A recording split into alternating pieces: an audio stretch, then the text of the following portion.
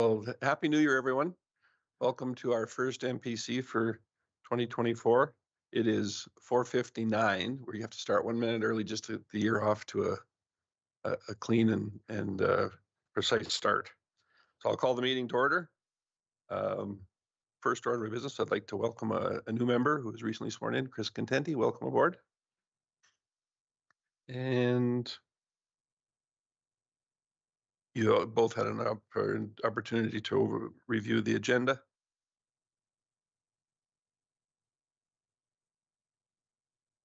I could have a motion.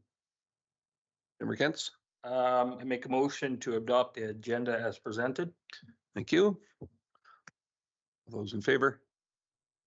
Very good, thank you. And then our minutes from October 18th, that one's going to should probably fall into your hands, being that our new member was not present for that one. So if you would care to, first off, did you notice any inconsistencies on it? No? Would you care to make a motion then, please? I'll make a motion to adopt the minutes as presented. Thank you very much.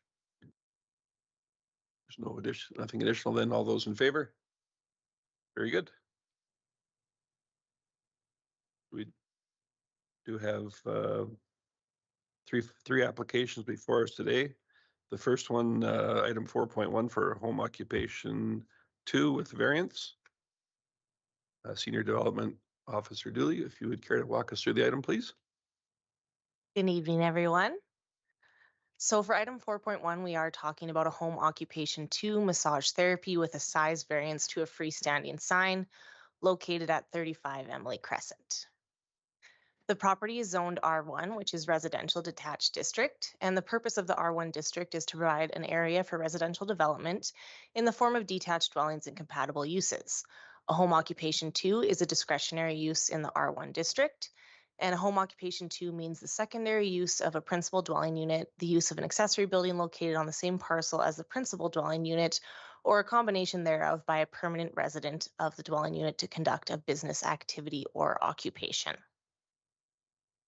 Signs may be allowed for home occupation 2 uses if the sign does not exceed 0.16 meters squared. The applicant is proposing a 0.46 meters squared freestanding sign, which does require a variance. Administration supports the application, and pictured on this slide is the proposed sign.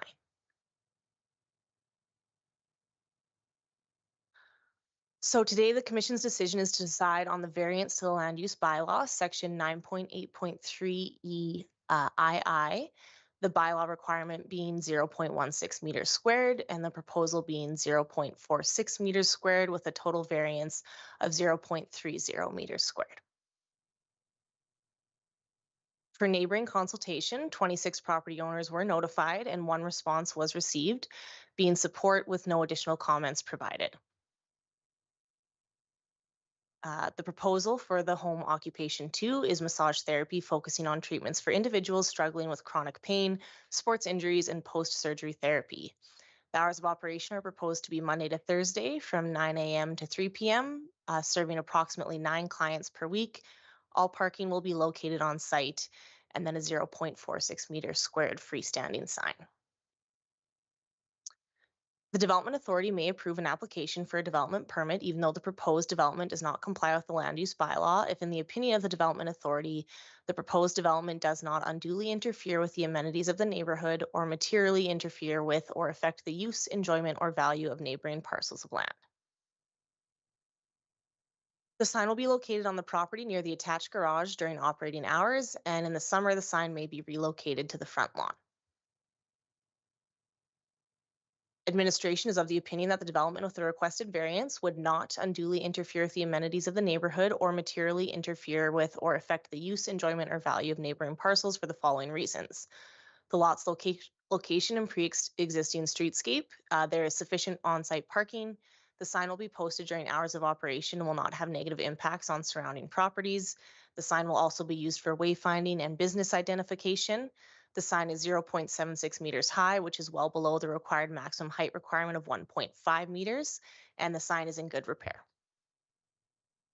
It's recommendation that the Municipal Planning Commission approve the development permit for home occupation 2 massage therapy with a 0.32 meters squared variance to the maximum allowable square footage for a freestanding sign on the land zoned R1 located at 35 Emily Crescent, legally described as Lot 30, Block 10, Plan 0728801, with 12 conditions. And the applicant is here this evening. Very good. Thank you for that. Anyone care to start? Seeing none, then I would ask the applicant if you are familiar with the 12 items that accompany your application here. Those conditions are important. I wanted to make sure that you're familiar with them. I'm assuming that you would have went through them with the planning department at a prior date. Yes, I did. Thank you very much. And just to be sure then, on the page here, the sign that has rehabilitation massage on it, is that the actual sign as existing or the proposed sign, or what is that? That is the existing and proposed sign. Okay. So it is existing. Okay. Yeah. I guess I'll start out by saying I have no problem with the permit. However, this appears to be like a small billboard more than a sign. And I'm just curious as to the motivation for allowing such a drastic change in the bylaw to allow that. Keeping in mind, I have no problem with the intent. Sure. So to the chair, while I pull up my definitions here, one of the reasons administration still supports the application is that the business was operational in years past. There's no complaints on file regarding the business, and the sign was pre-existing. It hasn't been in use because the business hasn't been operational for a period of time. So based on that, it was our interpretation that it didn't unduly affect the neighborhood. This type of sign also meets the definition of a freestanding sign. So that means a sign supported by structures or supports that are placed on or anchored in the ground and are independent from any building or other structural element of a building. A freestanding sign may identify a single tenant or multiple tenants located on a common parcel or adjacent parcels. So we can make it fit within the home occupation 2 definition based on those definitions. Okay.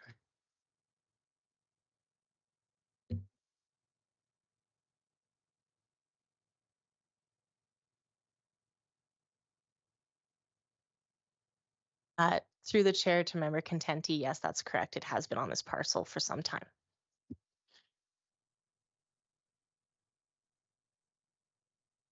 We have any motions for consideration?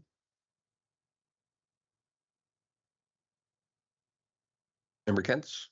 I make a motion that the MPC Commission approve the development permit for the home occupation 2 massage therapy with a 0.32 square meter variance to the maximum allowable square footage for the freestanding sign on the land zone R1 located at 35 Emily Crescent, legally described as Lot 30, Block 10, Plan 0728801, with the following conditions listed in the agenda. Thank you for that. And one more opportunity for the applicant. You are familiar then with the 12 conditions as outlined. Yes, I am. Very good. Member Contenti, anything forward? Member Kent, anything else? Very good. Then I will call for the vote. All those in favor? And that is unanimous. Thank you. Appreciate you both.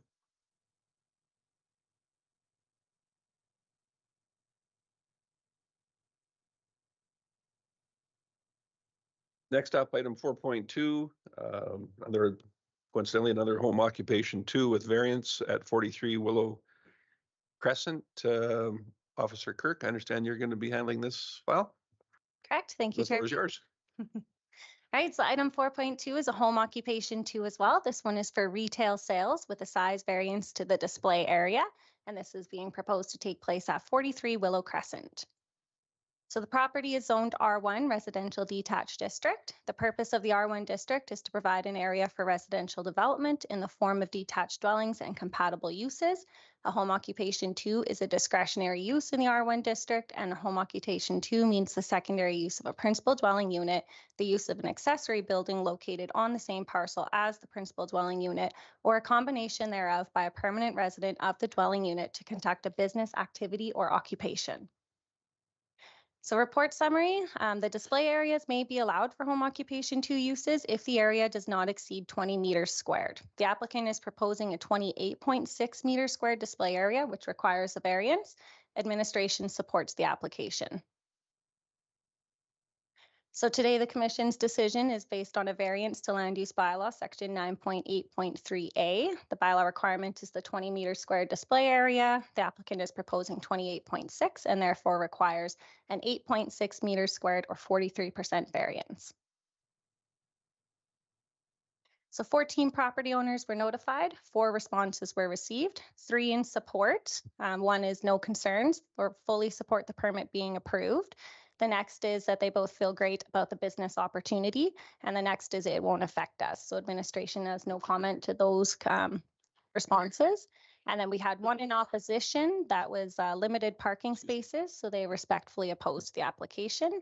Administration's response is that all parking will be located on site in accordance with the conditions of approval. So the proposal will be a consignment boutique selling new and used wedding and graduation gowns, as well as some wedding decor, a 28.6 meter squared retail display area. Will be by appointment only on Tuesdays, Thursdays, and Saturdays from 10 a.m. to 4 p.m., potentially up to 18 clients per week. It's anticipated that only 1 parking stall would be required per appointment, as clients generally do carpool. However, there is additional on-site parking provided, and all parking will be located on the site. So the Development Authority may approve an application for a development permit, even though the proposed development does not comply with the land use bylaw, if in the opinion of the Development Authority, the proposed development does not unduly interfere with the amenities of the neighborhood or materially interfere with or affect the use, enjoyment, or value of neighboring parcels of land. So home occupation 2 may generate an increase in traffic, provided it does not impede typical vehicular or pedestrian traffic characteristics in the area. It shall not be allowed if, in the opinion of the Development Authority, the intensity of the use or the type of use would be more appropriately located in a commercial or industrial district, and that's to maintain the residential character of the area. It should have a display area of no more than 20 meters squared. It can have no more than 1 non-resident employee working on the parcel at any one time. It may be required to screen any on-site storage, and it may be allowed signage. So administration is of the opinion that the development with the requested variance would not unduly interfere with the amenities of the neighborhood or materially interfere with or affect the use, enjoyment, or value of neighboring properties for the following reasons. The applicant is only proposing to operate 3 days per week between the hours of 10 a.m. and 4 p.m. The business is by appointment only. This will act as a traffic calming measure, limiting vehicles to approximately 1 per appointment. Although the display and sales area requires a variance, it is contained within 1 room in the basement of the detached dwelling. The applicant is not proposing signage, so this will help maintain the residential character of the area. And the applicant indicated that the intent of the home-based business is to act as an incubator for a future commercial space, and that the search for a retail space in Macomb has begun. If the permit is approved, the business would only be in operation for a maximum of 2 years at the current location. So administration is recommending a temporary approval to provide an opportunity to reevaluate the business upon permit expiry. If the permit is approved and upon its expiry, the applicant would be required to reapply, and the new application would be evaluated on the following criteria. Has the business expanded beyond what was originally approved? So i.e. has the display area been enlarged? Has the retail sales expanded? Have the hours extended? Or has there been an increase in clients or visits? Have there been unresolved complaints regarding parking or other nuisances? And is the business still ancillary to the principal residential use of the property? So resolved that the Municipal Planning Commission approved the development permit for Home Occ 2 with a 43% variance to the maximum allowable square footage for retail sales. Thank you. And the applicant is in present for questions. Appreciate that, Development Officer Kirk. Seeing the other lights on, so I'll ask the question, what was the point of limiting this to 2 years? What makes this business different than other home ocs that do not have the 2-year evaluation period, I'm gonna call it? Yeah, so we actually did an on-site visit a couple weeks ago with the applicant, and she let us know that the business has expanded more than what she was anticipating. So they are going to be looking at more space and therefore looking for a commercial space right now, but it's a little bit difficult to find something. So they're going to need to work out of their home-based business until they can fully expand to commercial. But that is the hope. Wonderful, logical enough. Rick, Dandy, go ahead. Some of the conditions say that their maximum site visits at 18 per week. How's gonna monitor that? What's the plan for? That is a very good question. So any increase in traffic outside of the permit conditions would be complaint-based. So if our department received complaints that there was more people than that coming or they're parking on the street, then we would investigate and contact the applicant for further information.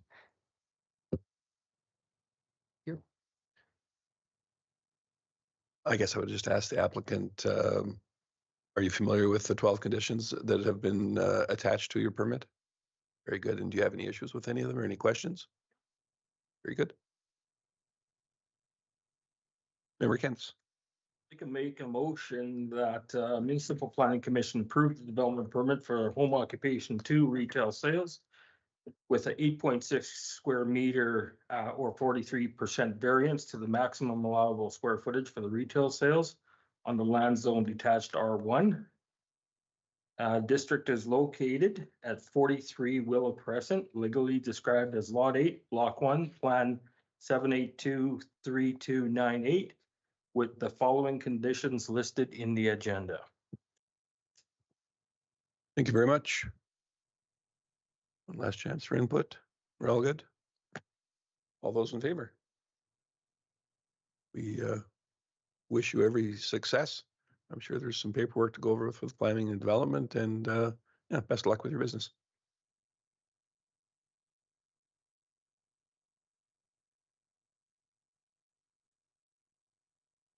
And our third application for this evening is for a variance with a place of worship at 5109 51st Street. Senior Development Officer Dooley, could you take us through this application, please? Thank you so much, Mr. Chair. So for item 4.3, this is discretionary use occupancy, place of worship with a parking variance at 5109 51st Street. It's a discretionary use occupancy with a 100% parking variance. The property is zoned C1, being downtown commercial district, and is also part of the downtown area redevelopment plan overlay. The purpose of the C1 district is to provide an attractive and vibrant area for pedestrian-oriented commercial activities and services. Place of worship means any public or private building or structure used for the collection or assembly of persons for worship, and related accessory and subordinate uses that may include religious study, community outreach, support groups, social programs, and nonprofit uses. Administration supports the application. The Commission's decision today is regarding a variance to the Land Use Bylaw Section 8.18, Table 8.2 on required parking spaces. The bylaw requirement being 16 stalls or 1 stall per every 4 seats. The proposal is 0 stalls, and the variance would then be 16 stalls or 100%. For neighboring consultation, 11 property owners were notified and 1 response was received. The summarized feedback being that it was in opposition and that they do not want the use of the adjacent parking lot for the place of worship parking. Administration's response to that comment is that the application is for a 100% parking variance, although a tenant of an adjacent property provided a letter allowing place of worship parking at the adjacent parking lot.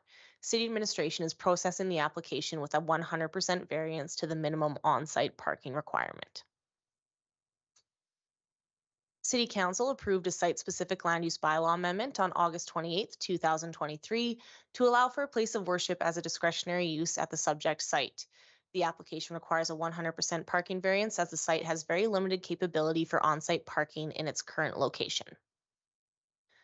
The Development Authority may approve an application for a development permit even though the proposed development does not comply with the land use bylaw if in the opinion of the Development Authority, the proposed development does not unduly interfere with the amenities of the neighborhood or materially interfere with or affect the use, enjoyment, or value of neighboring parcels of land. The place of worship, being the Friendship Company of the Seventh-day Adventist Church, moved to the subject site in the spring of 2023 without applying for permits.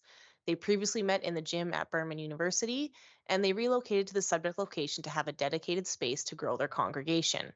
The subject building was previously purpose-built to be a church, which fits their needs. One vehicle parking stall per 4 seats is required, and 70 seats are proposed, which requires a total of 16 parking stalls. The site may be able to accommodate 5 vehicle parking stalls across the rear being accessed from the lane, and we have mocked up a site plan here that shows where the 5 stalls potentially could go. The property is also located in the downtown area redevelopment plan overlay, specifically the mixed-use transition district. The purpose is to regulate the development of major additions and infill development for medium density, high density, and maximum density multi-unit residential uses in a manner that ensures compatibility with adjacent properties while allowing for ground floor commercial development in strategic locations. This district provides a transition area between the higher density downtown and lower density residential surrounding uses. Administration is of the opinion that the development with the requested variance would not unduly interfere with the amenities of the neighborhood or materially interfere with or affect the use, enjoyment, or value of neighboring parcels, and recommends approval for the following reasons. Using the site as a place of worship provides a transition from the residential properties on 51st Street to the downtown core. As the building and site are pre-existing, the regulations of the DARP are not applicable as they apply to new construction and infill development. The city has previously approved variances to the parking requirements for places of worship and developments located within the C1 district. The site is located in an area that has great walkability and is in close proximity to city-owned public parking lots. Recommendation then that the Municipal Planning Commission approve the development permit for a place of worship with a 100% variance to the minimum required number of parking stalls on the land zone downtown commercial district located at 5109 51st Street, legally described as Lot 3, Block 11, Plan RN1A with 7 conditions. The applicant is here this evening, as well as the member of the public adjacent landowner that wrote in the letter of opposition. Very good, thank you.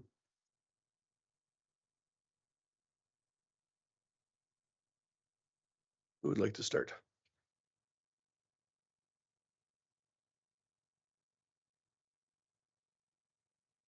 Member Kents? So, on one of the screens, I thought it said 18 stalls instead of 16 stalls. Through the chair to member Kent's, it did. That was a typo. It should be 16.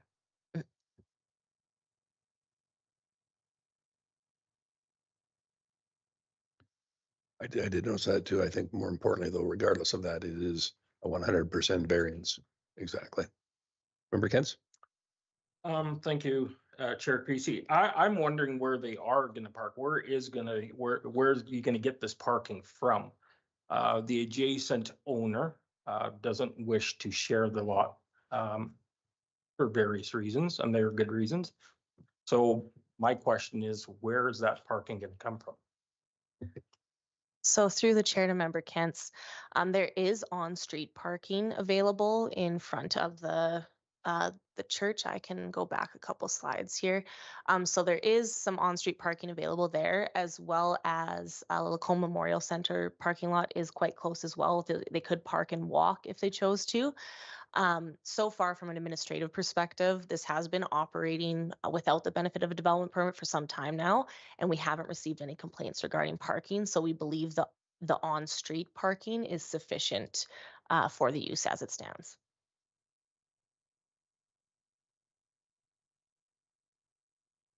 And it said in our notes here, then there's been basically an accommodation in this church for 70 or just over 70 people. And do we have any current usage numbers?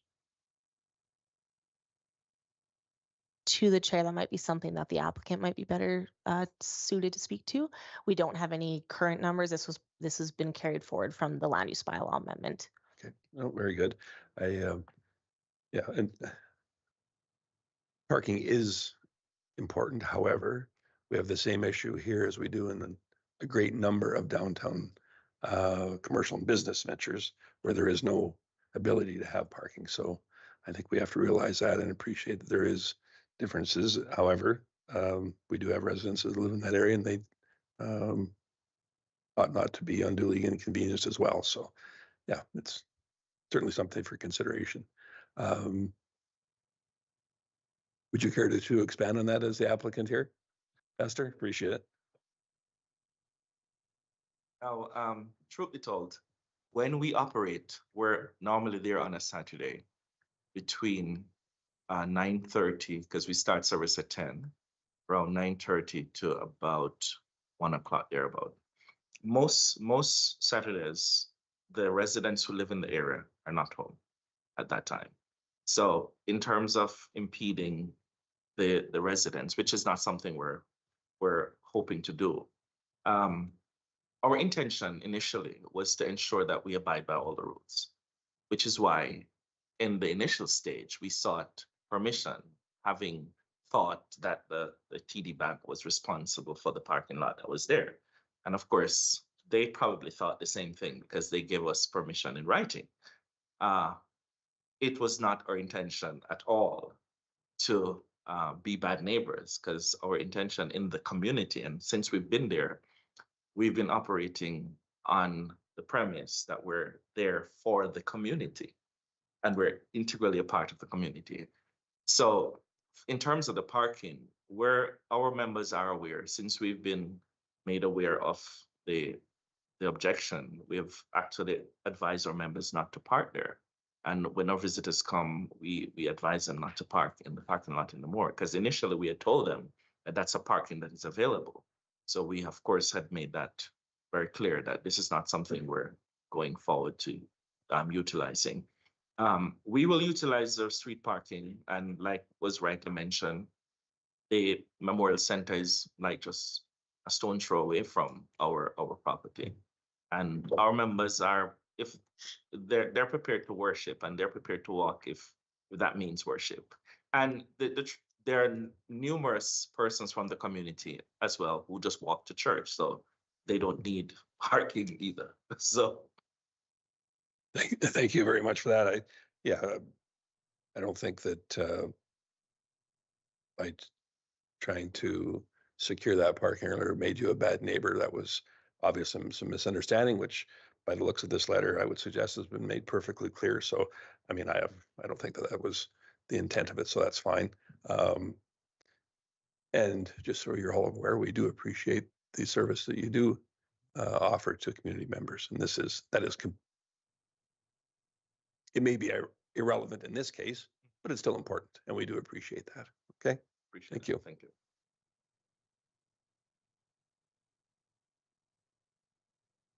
Member Kent's. So if you see the parking lot at the Memorial Center is available, were letters sent out to that district or that area to notify the residents? Like it's a fair distance. So did you notify the people in that area by a letter that possibly their parking stalls, across from the Memorial Center, there's some residential in there, will be occupied? So through the chair to member Kent's, the standard referral radius is 60 meters, and that's what we sent out to adjacent landowners on this application. I understand that, but you are offering lands further away or parking further away that do interfere with those areas. So I'm wondering why those people haven't been notified or I guess notified to say, hey, you are offering their lot to at that distance. So I guess I don't understand why, if the people locally or near this place have to be notified, now you're sending the people further away to park. Why aren't those people notified? Through the chair to member Ken, so I can definitely elaborate on that a little bit more. So since it is a public lot, as a development authority based on land use, we can't necessarily dictate where vehicles park. We're saying there is public parking available if they so choose. We are not saying they have to use or will use that lot. Again, depending on the membership in the congregation, a lot of people could be carpooling. There might only be, let's say, a total of 6 vehicles if there's, a bunch of families of 5 or whatever that come. So in terms of enlarging the radius, that's not something that would be a typical practice. And again, we can't really dictate which members of the public utilize that parking space on any given day.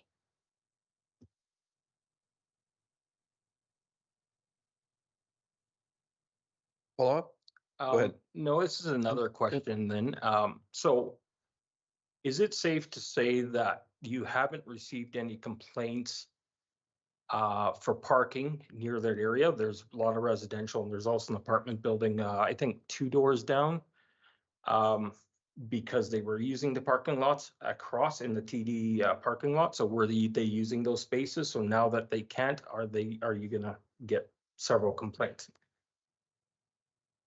Through the chair to member Kent, that very well could be why we haven't been receiving complaints if they have been utilizing that parking lot. Administratively, we are not factoring in that parking lot, and within the C1 district, 100% variances to the parking requirements are written right into our land use bylaw. So it's something that we are capable of doing. So in this circumstance, the parking lot with TD and the church is civil, and that's not something that we'll get involved in as a development authority. If we do receive complaints in the future, if it is approved, that's something we would work with the applicant to try and find an alternative solution. In speaking with them previously, I do believe they are open or amenable to increasing the parking stalls at the back to allow for some vehicles to park there, those 5 stalls we mapped out. Thank you.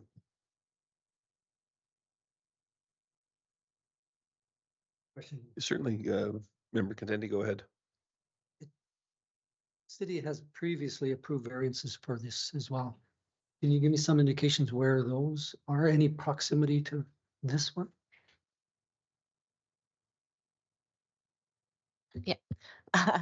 Through the chair to member Contenti. So St. Andrews is one that's in close proximity where it has happened in the past. And like I said, a lot of the C1 districts, there isn't room for on-site parking. So it's not specific to churches necessarily, but in commercial downtown core, it is somewhat common.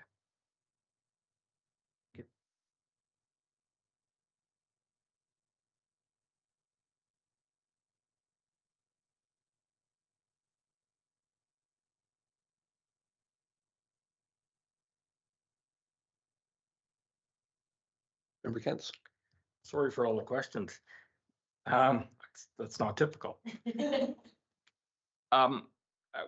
There's a letter within this package. I was wondering if we're able to hear from that person to hear some more of their or any of their concerns. Are they concerned any further than what they have written here before we make a decision? It's within the purview. Actually, I think it is the chair's choice, but I have no problem with hearing from that person. Is there something in particular that you're wishing to be better informed about, or I guess just some indication as to why we would choose to do that? Well, I just wonder if they're concerned about how that parking lot is going to be monitored. The banks aren't open on a Sunday, of course. Saturday, I don't think the TD bank is open either. So how do you decipher between business parking versus the place of worship parking, right? So I wonder if they had some concerns that will involve the city down the road, right? One being bylaw officers being present or being available on weekends for taking those complaints, right? Yep. And fair enough. Certainly, we do have bylaw officers that do work staggered shifts on weekends. And once again, I have no problem from hearing from that person. However, not necessarily certain that those 2 items are connected here, but if it's a wish of the board to hear from that individual, if in fact they do wish to speak, I am happy to do so. Ms. Seinsman, would you care to perhaps I just come out and have you take the other seat there if you'd like, and please use the microphone.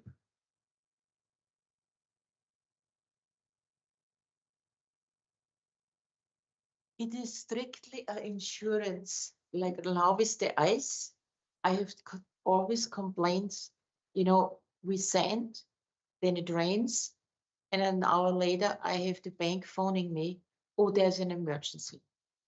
And to avoid this, because like you say, I don't know who is using that parking lot front or back. You're absolutely right. But they only phone when there is the bank's customer, because who else would they phone? Nobody knows that Hubert owns it.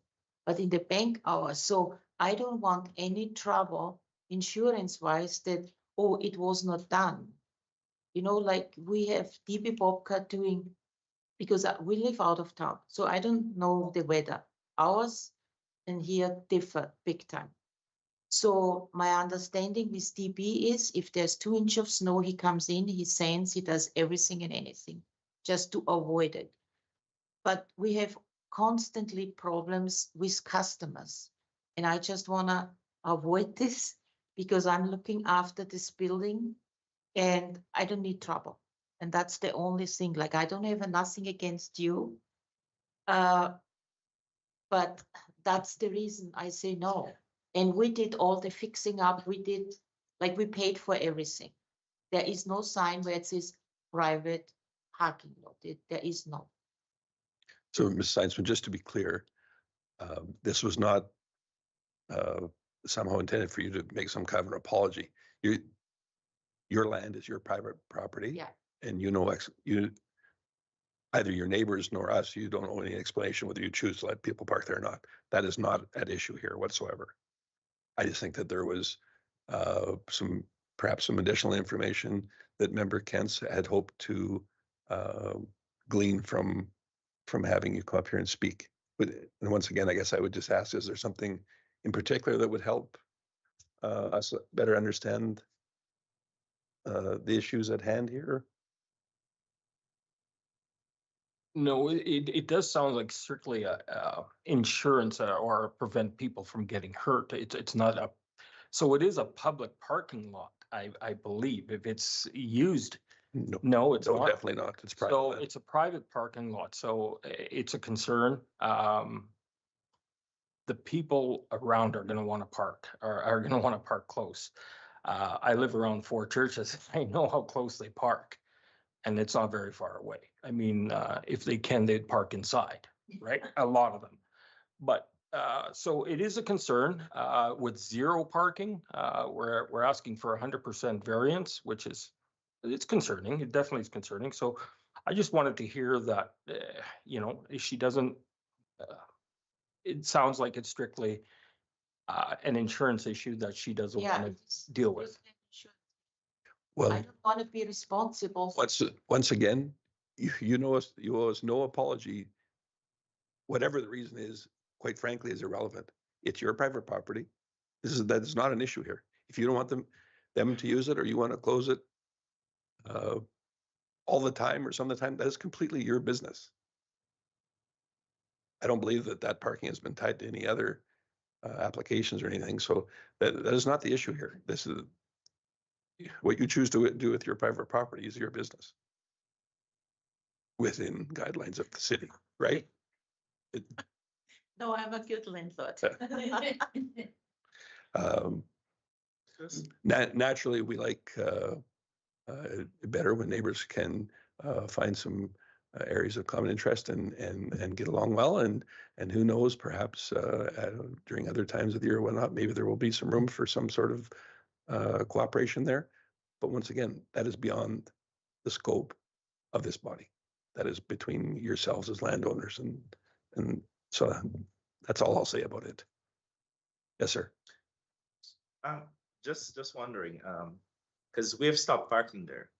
We've still been keeping church, and we've not been utilizing the parking. Just wanted to know if if the owners are aware that we're not parking there anymore. And because if we're not parking there, we're still keeping church, and we're not parking there, it means we're parking somewhere. And it's sufficient enough to keep us going at this point. So we are prepared not to park there. And I don't know of other churches, but I'm the pastor at this one. And we're not going to park there. That's a given. And our members will cooperate with the program because they understand also what is at stake. Our members are smart people and they're going to cooperate with the program. So if it means that we have to go to the LMC when we have a bulk of people coming in and the overflow, then that's what we'll do. Other places where there is sufficient parking, when you have special events, you have to figure something else out. And so we're prepared to go to the drawing board, look at what we need to do and organize ourselves around this whole parking issue, because that's now an issue. It was never an issue before because we thought we fixed it. But now that it's back on the table, we're prepared to go to the drawing board and see what we need to do to make it work. And that's something that I think we can easily do as a church, because we're people who are creative and we're able to make things happen creative ways. I mean, where there's public parking on the street, we'll utilize them. And we're telling our members, and this is something we've been doing from day one, that as best as possible, don't park in front of people's houses. Our landlord who is here, he owns most of those houses on that street anyway. So, and he's the owner for most of the properties there, and he has no problem with us parking. Appreciate that. And do we have Member Kent's? I'm satisfied with all my questions or the answers I got for my questions. So I would like to make a motion that Municipal Planning Commission approve the development permit for a place of worship with 100% variance to the minimum required number of parking stalls on the land zone downtown commercial C1 district located at 5109 51st Street, legally described as Lot 3, Block 11, Plan RN 1A, with the following conditions listed in the agenda. And as I asked with most applicants, are you aware of the conditions that have been given to your application? Right. Very good. And did you have any questions about any of them? Very good. Thank you. Anything further? Very good. I will call the vote then. All those in favor? That is unanimous, none opposed. On a side note, wish you all the best. I appreciate it when community members can come in and go through an item like that. Ingrid, the Daras, and yourself, thank you all for attending, and appreciate everybody being good neighbors. Of course. Thank you. And we invite her to church. Come and see what we're doing. We'd love for you to pass by the church one of these weekends. And of course, and we'll find a parking for you as well.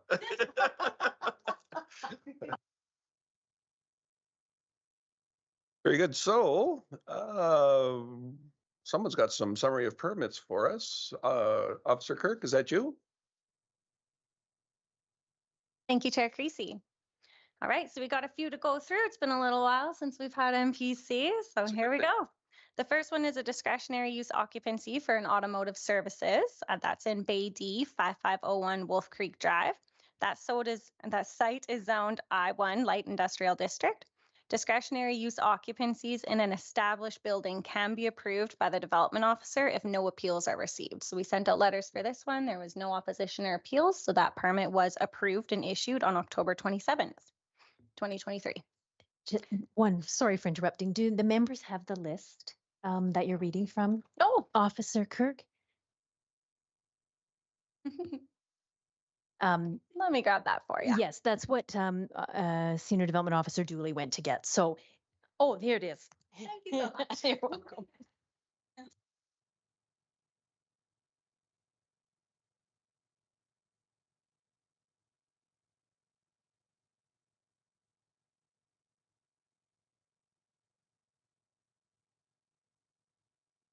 Okay, we'll continue.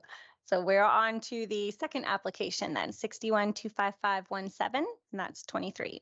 This one is a discretionary use home occupation 2. It was for a hair salon at 6803 Cobb Street. That site is zoned R2, residential single and semi-detached district. Discretionary uses, again, can be approved by the development officer if there's no opposition received. None was received, nor were there any appeals, so therefore that permit was issued on November 24th, 2023. The next one is for a 1.05 meter or 20% rear yard setback variance on an existing deck. That was at 2 Cameron Court. So that site is zoned R1 residential detached district. The land use bylaw says that variances over 15% can be approved by the development officer if no opposition or appeals are received. So again, none were received. So that permit was issued on December 8th, 2023. The next one is for a 0.6 meter or 33% height variance to a side yard fence. That's 5395 Len Thompson Drive, the new Public Works building. That site is zoned I1 Light Industrial District. Variances over 15% can be approved by the development officer if no opposition or appeals are received. None were received, so that permit was issued on December 15th. And the last one is for a 0.65 meter, 43% side yard setback variance on an existing carport, as well as a 0.43 meter, 38% side yard setback variance on an existing accessory building, so detached garage. That was at 5424 55th Avenue. That site is zoned R4, residential mixed district. And again, variances over 15% can be approved by the development officer if there's no appeals or opposition. None were received, so that one was issued on January 2nd, 2024, yesterday.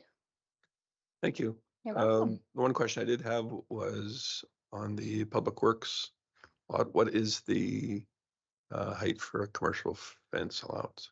6 meters. Or sorry, 6 feet. Okay, 6 feet. I'm thinking about Nobody's getting in. and 6, and we decided to put up an 8-foot fence there. It's slightly over 6 feet. It's about 6.5 feet. 7 feet, yeah. A little bit taller just to kind of block all of the equipment and stuff that's going to be stored there. And it Okay. will have a nice art display on it that the art committee has to give through the department to make sure that it's approved and meets the bylaw design wise. Very good. Given it is one of our own projects, it's nice to have the reasoning behind it on record. So thank you for Absolutely. that. You're welcome. Any members have any questions on any of those approvals?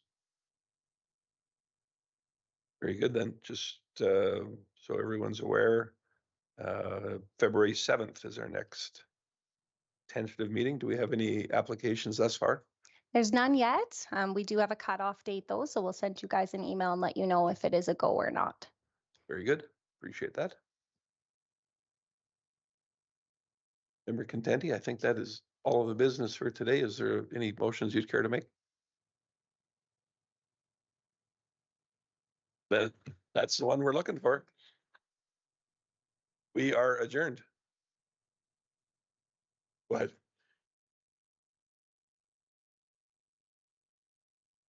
Yeah, I get